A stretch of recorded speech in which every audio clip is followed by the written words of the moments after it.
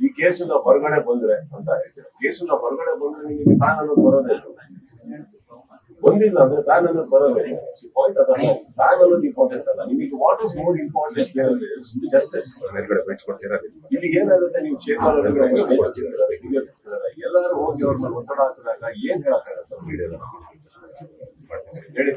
ಕೆಲವು ವಾರಗಳಿಂದ ಕೆಲವು ತಿಂಗಳಿಂದ ನನ್ನ ಮೇಲೆ ಕುತ್ಕೊಂಡು ಬ್ಯಾನ್ ಅಂತ ಹೇಳುವಾಗ ಏನ್ ಬ್ಯಾನ್ ಅಂದ್ರೆ ಏನಂದ್ರೆ ಪಾಯಿಂಟ್ ಅದಲ್ಲ. ಏನ್ ನ್ಯಾಯ ಅದು ಮಾಡ್ಲಿ.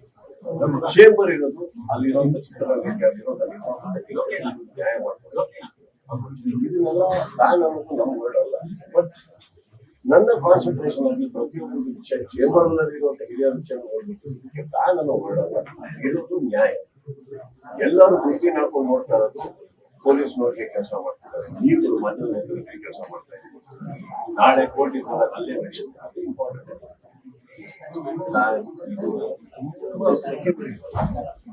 ಏನು ನಮ್ಮೆಲ್ಲಕ್ಕಿಂತ ನೋವು ಪಡುವಂತ ವ್ಯಕ್ತಿಗಳು ಕುಟುಂಬದ ಹೊರಗಡೆ ಇದ್ದಾರೆ, ಅವ್ರಿಗೆ ಕಾನ್ಸಂಟ್ರೇಷನ್ ಜನರು ಕೂಡ